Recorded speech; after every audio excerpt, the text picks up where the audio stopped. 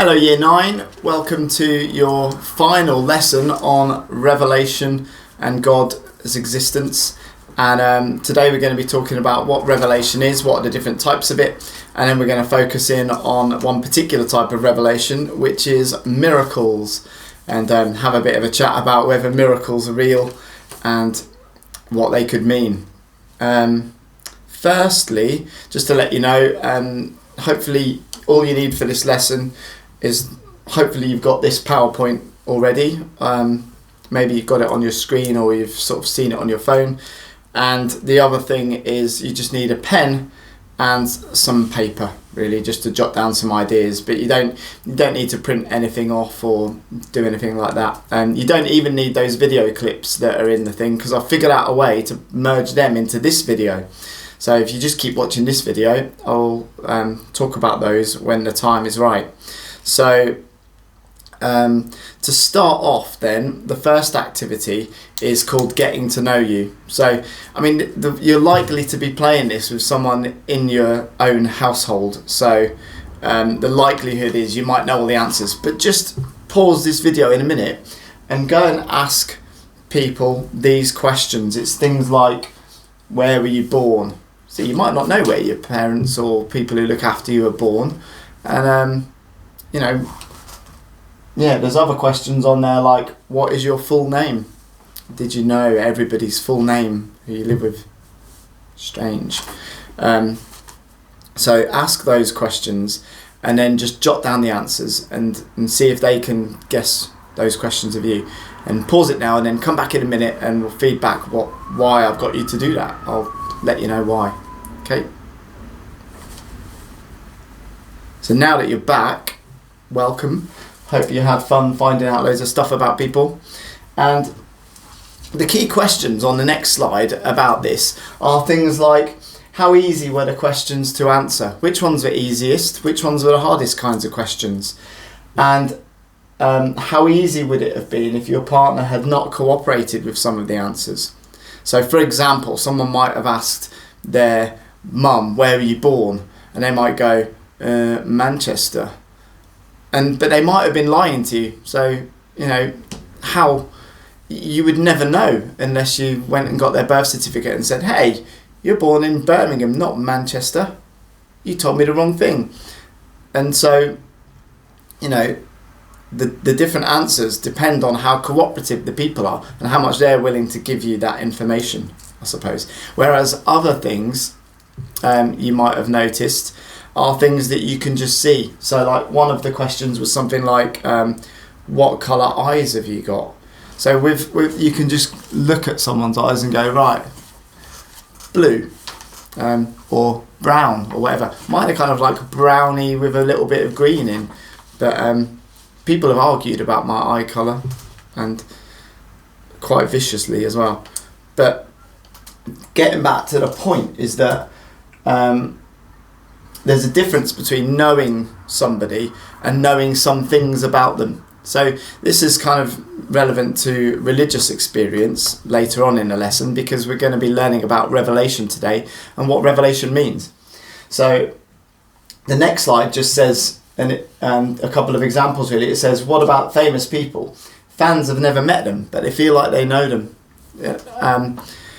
What about religious people who claim they can know about God and know the mind of God? But again, the extent to which other people might buy into that idea is different. So when it comes to revelation, there's a difference between finding stuff out that person has to tell you. So the revelation has to come from them to you. They've got to say, I was born in Manchester, and actually mean it and it be true. For example, I'm telling you now, I was born in Manchester and I can prove it. But other things are more obvious by looking at a person. If I said to someone, hey, I'm 6'4", they'd look at me and go, no, you're not. You're probably about 5'10". And so in that case, the revelation doesn't come from me. It comes from them observing something within the universe and knowing the truth and working their way towards the truth without any help from me. So there's two types of revelation, basically. That's what we're going to look at in a minute. So on the next slide are the lesson objectives, which are to be able to explain the concepts of general revelation and special revelation, and then evaluate the persuasiveness of general and special revelations. Which ones are more valuable in your opinion? And then be able to explain later on what kinds of things might be revealed about God in terms of revelation.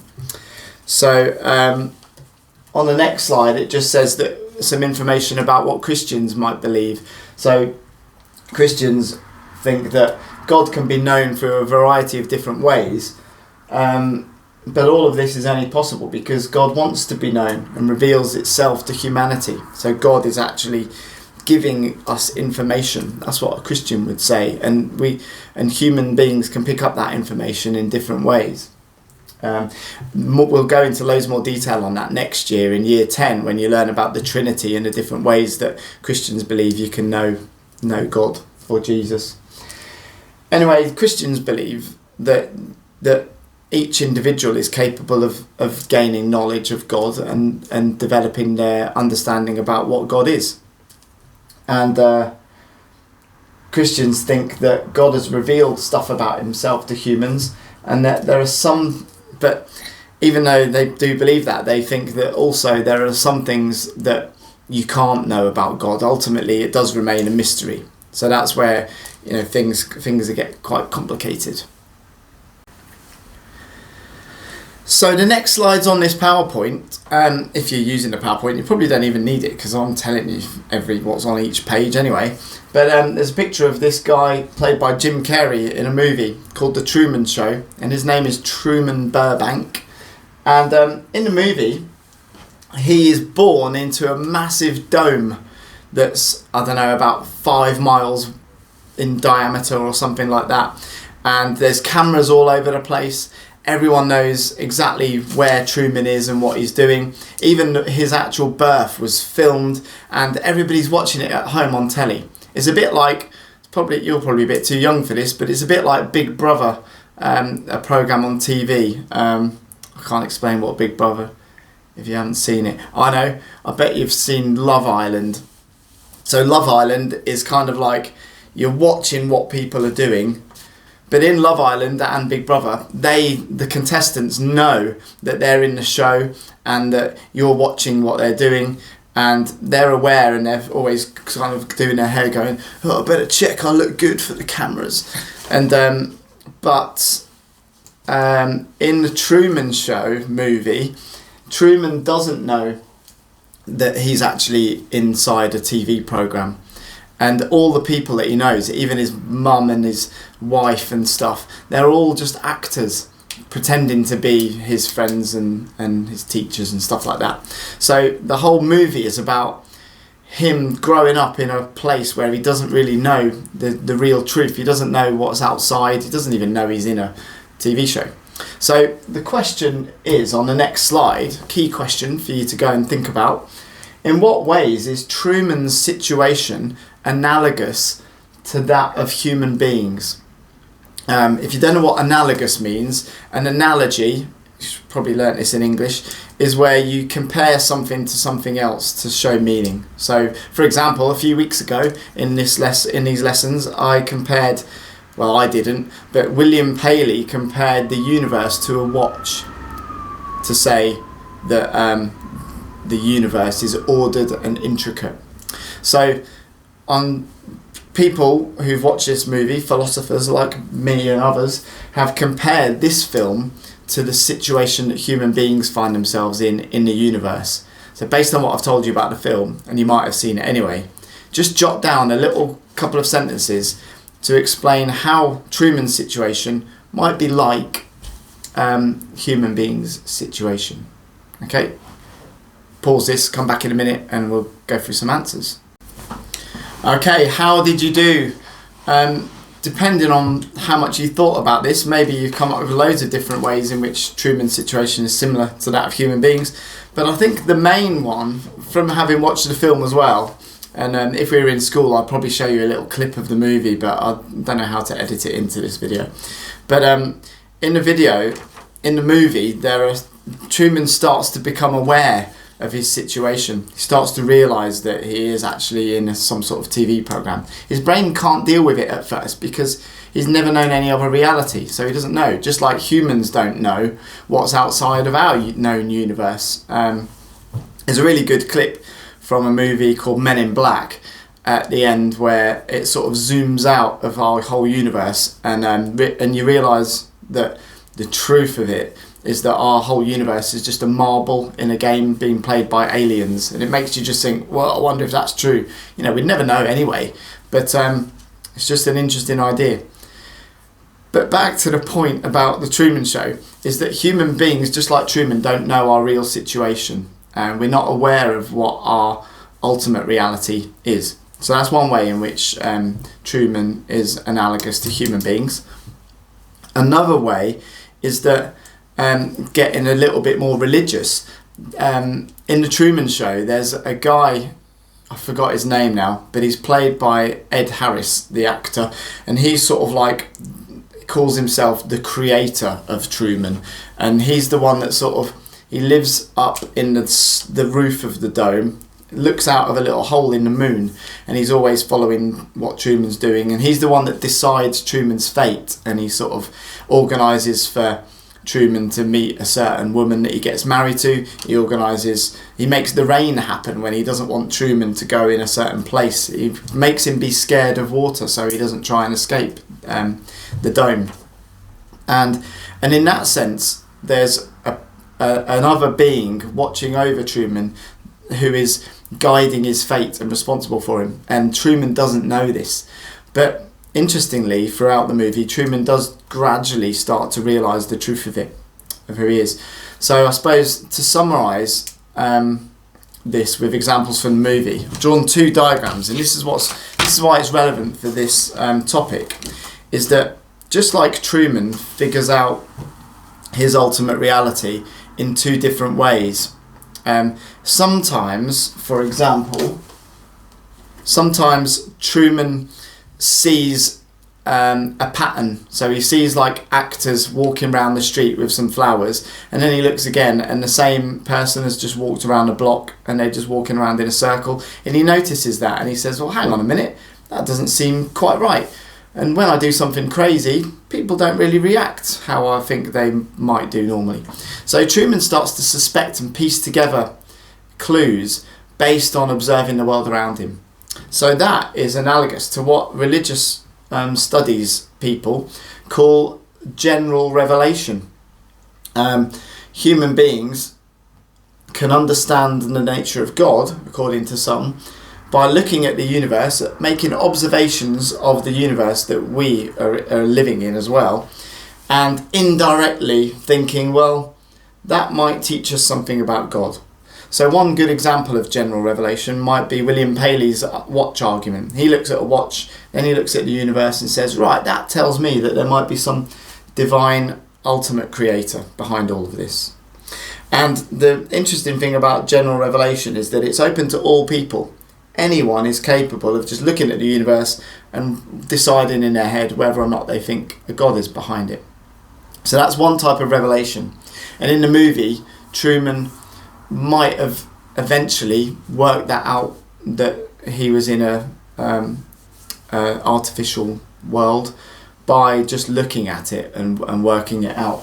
However, one of the things that had the greatest impact in the movie on Truman is that because some people disagree with him being locked in this world, they try and creep in and infiltrate the world and sort of jump out and go, Truman, you're on a TV show, blah, blah, blah, this is all fake. And then people wrestle them to the ground and take them away.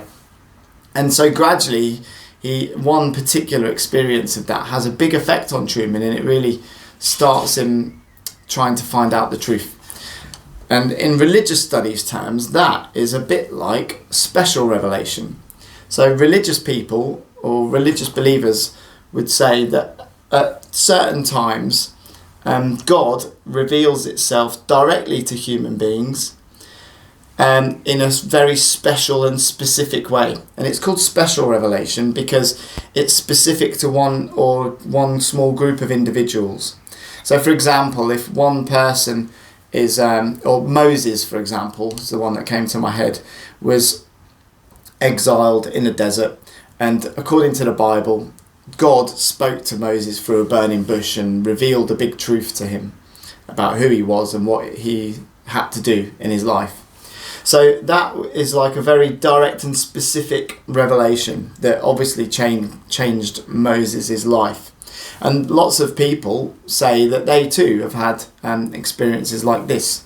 So on the next slide, it summarises this by saying that general revelations are indirect, finding out about God. They're initiated by the human. So the arrow in this one goes from humans up to the universe and then towards God. Humans initiate it and they decide. Whereas special revelation is direct and it's not initiated by humans. I can't just go, hey God, come down here, I want a word with you, if you're even real. Just come and speak to me. I can't do that. If I was God and there was a Mr. Mayers down there going, come and prove it that you're real or whatever, I wouldn't fall for that trick. I'd say, no, work it out yourself. I'm only going to speak to certain people for certain reasons. So maybe, e.g. God contacting you through a vision or a dream, or maybe performing some sort of miracle, and that would enable human beings to have an understanding of God. So those are the two types of revelation, general and special. Pause this video now and see if you can write down in your own words what the difference is between general and special revelation.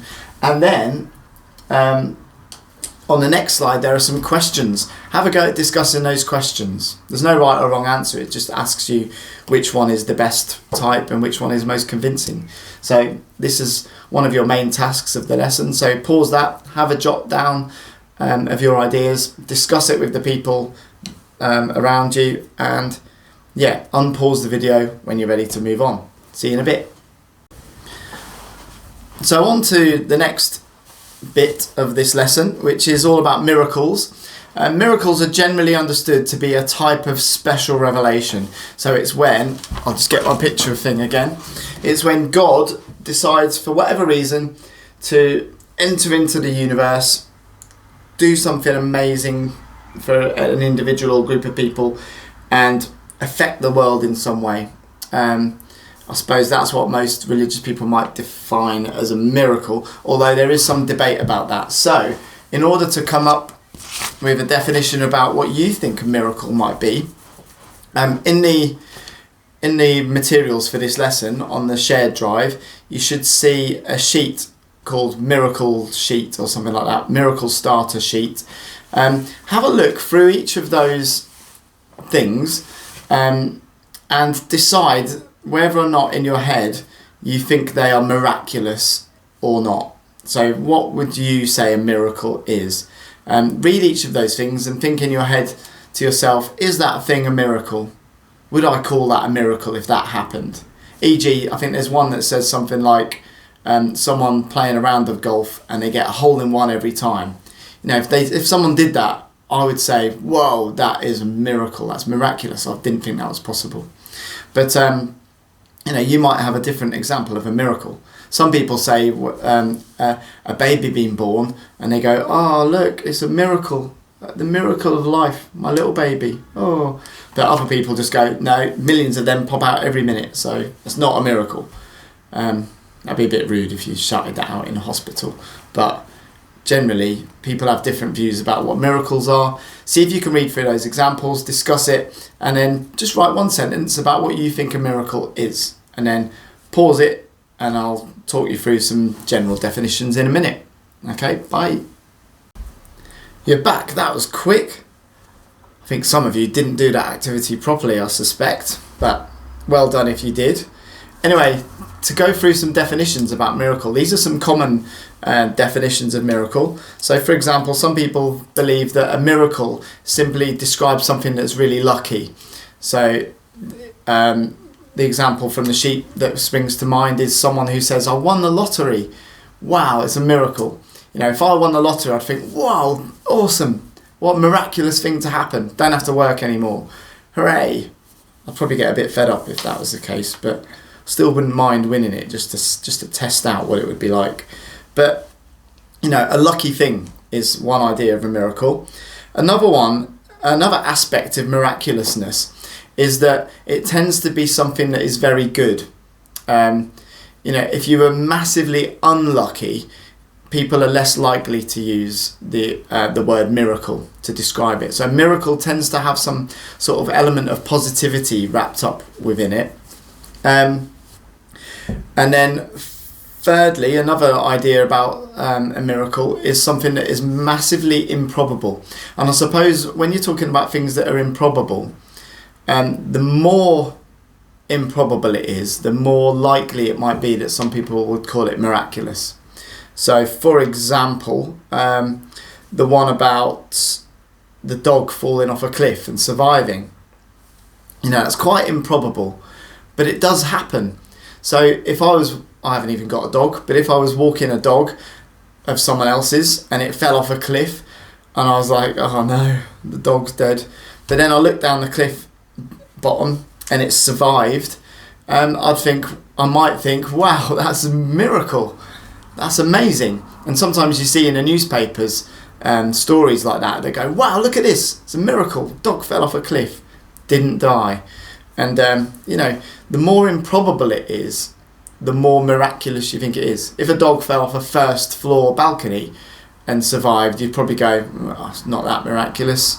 I bet if we've chucked 1,000 dogs off that balcony, maybe 600 of them would survive. I'm not recommending that you try out this experiment, by the way.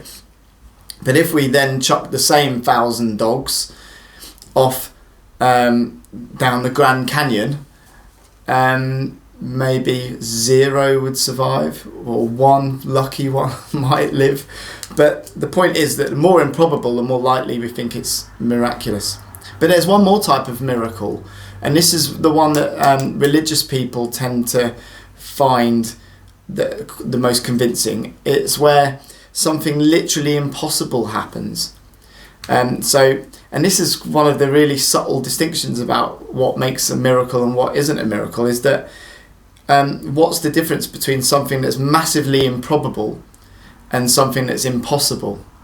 And a philosopher of religion called David Hume once gave a definition where he said that a miracle was defined as a violation of the laws of nature. So it has to be something that is impossible according to our laws of nature. You know, like, I can't think of an example at the moment, but maybe Jesus being resurrected is quite a good one, because generally when people have died and then for 3 days, they are always pretty much dead. There have been a few cases cited where people have come back alive after 3 days, but then people argue about whether or not they've actually died then, and say, oh well, you know, maybe they had a really low pulse, and when they went to bury the person, they've suddenly come around and woken up again. So yeah, you could have different levels of impossibility. So for example, if I don't know, if I was standing next to a nuclear bomb and it went off while I was trying my best to defuse it, oh, I think it's this wire, oh no, and it went off, and then suddenly just walked out away from it after everything else was destroyed, you know, that is literally an impossibility, I'd suggest. So you know, that would be a miracle according to David Hume's definition. He'd say that that's just impossible. You know, it's not just luck, that's just not, you just can't do that. So those are some different ideas about miracle. So to think about this idea of improbability and miraculousness, watch this clip in a minute. I'm just going to merge it into this video, so just watch this. Part of what makes the system seem so impossible is that it defies our understanding of probability and influence over future events. And I'm going to show you something now which is impossible in exactly the same way, and that is to toss a coin fairly 10 times in a row and have it come up heads every time. Now, we film this under controlled conditions with multiple cameras that won't cut away, and it's a genuine coin with heads on one side and tails on the other. But I want you to watch this and try and work out how it can be possible, because the key to understanding this is the key to understanding the system. 10 heads in a row. Watch.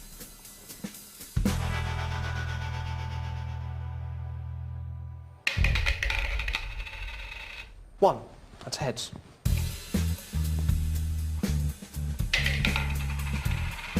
Two, that's heads. Three, heads.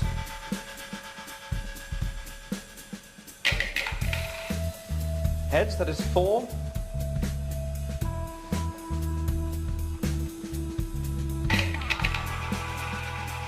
Heads, five.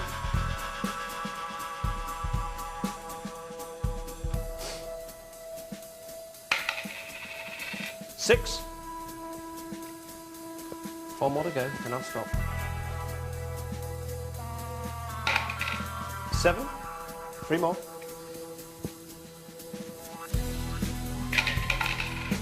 Eight.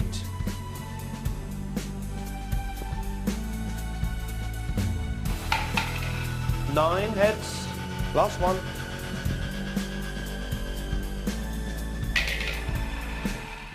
10. 10 heads in a row. Thank you very much indeed. I'll show you later on exactly how that's possible, but for now I need to take what I'm doing with the coin and apply that to the horse races so that I can predict again and again the results of the races and convince Kadisha that my system really works. So it's interesting that the example in that video was one of the ones on the sheet that you just looked at, and I wonder how many of you said, yeah, getting a coin to land on heads 10 times in a row is impossible. So that guy, Darren Brown, in that video just did it, and you might think, well, how did he just do that? He called it, he said, right, it's going to be 10 heads in a row, flipped the coin, and sure enough, 10 times in a row. It's massively improbable. I think the odds of it, I can't use my calculator because it's on my phone, which is what I'm using to film, but I think it's whatever 2 times 2 times 2 times 2 to the power of 10 or something is. Maybe it's about 2,000 to 1 or something like that. I don't know, but it's massively improbable. So you know, have a think. How is that possible? How did that person just do that? Is it a miracle, do you think? And then have a look through some different examples on this PowerPoint. The examples are things like this. One of them is here. A boy wanders onto the train track. Just as the train is due, the train roars in behind him, and suddenly the driver has a heart attack, and the train and dies apparently in this version of the story.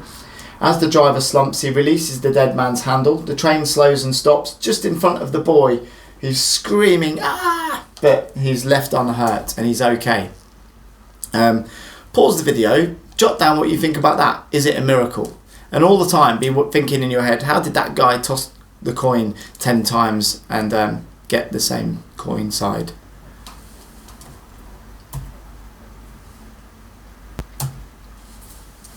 Okay, just to talk through that train track one, that's an example created by a philosopher called R.F. Holland, I think his name was, and he said that miracles depend on the interpretation of the people who experience them.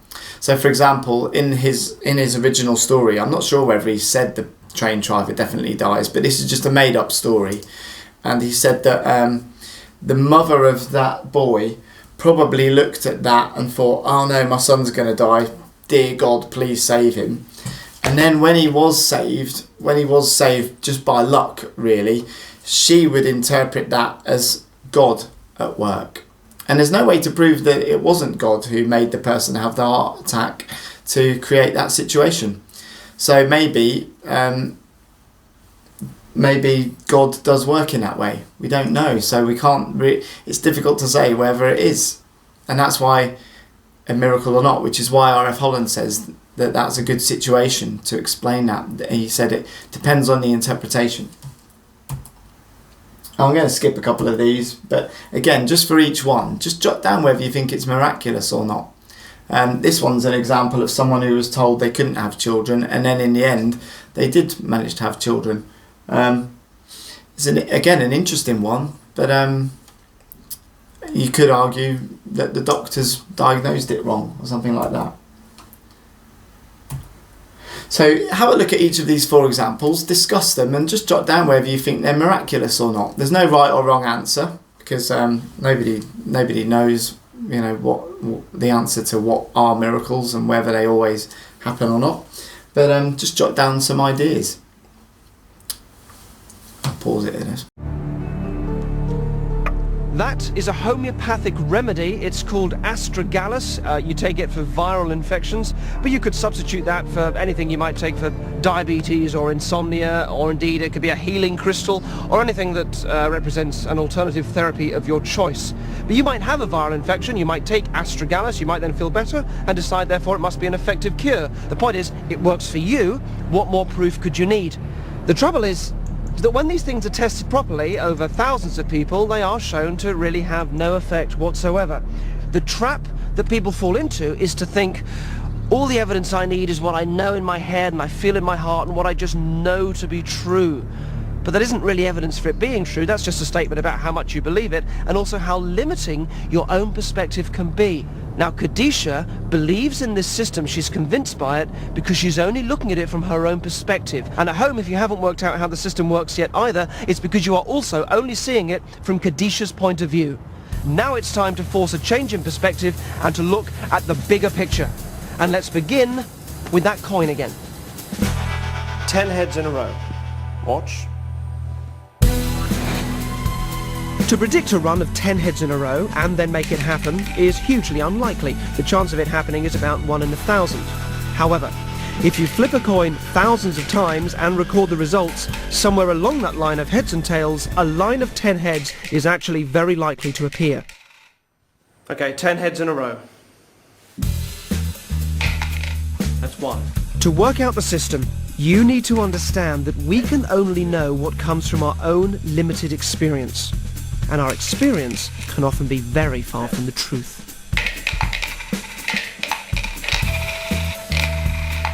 I can't see the bowl anymore.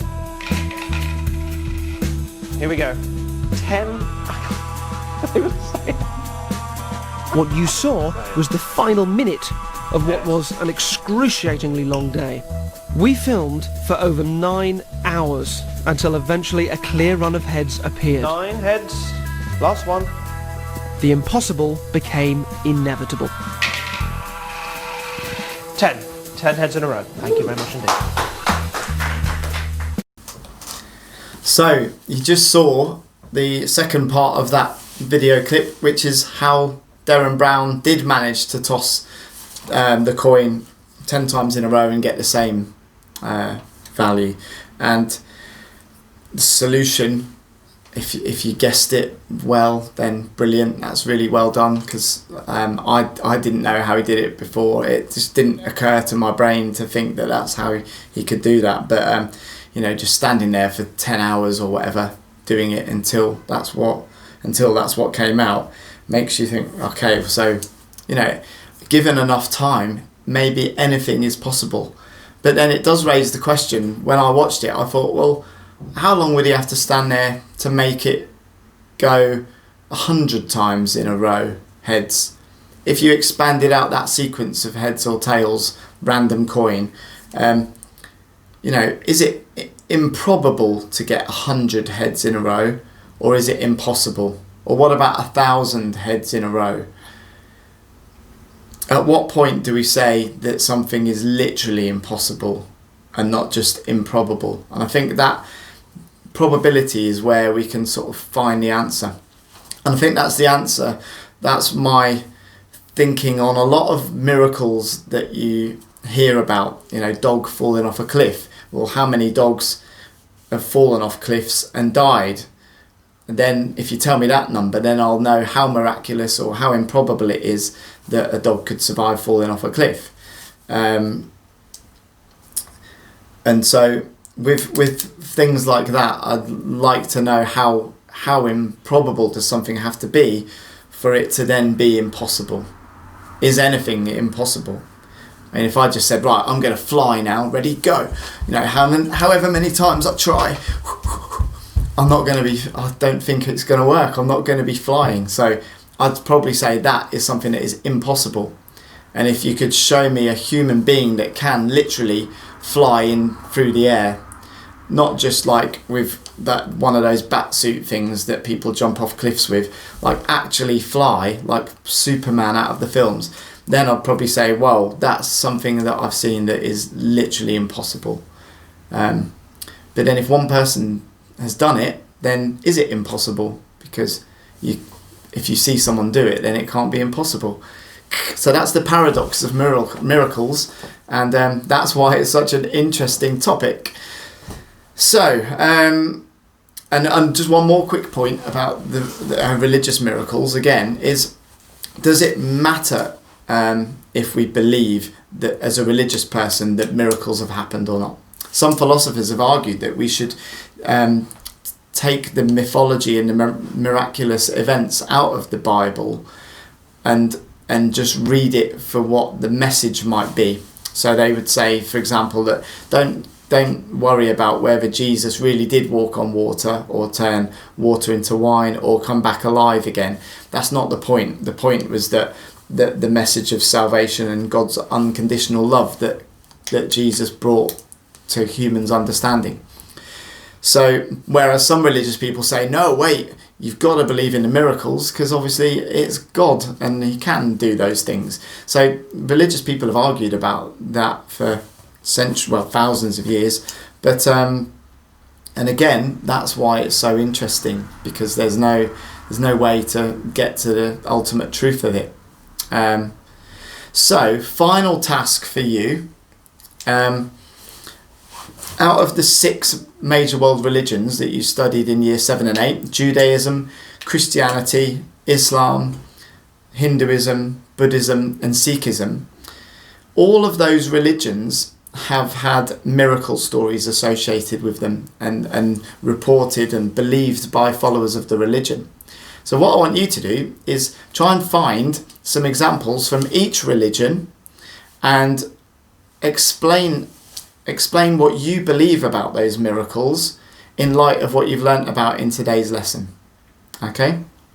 And that's your final task. Good luck with it. And I'll speak to you next year, because this is your final lesson now. So, have a nice summer.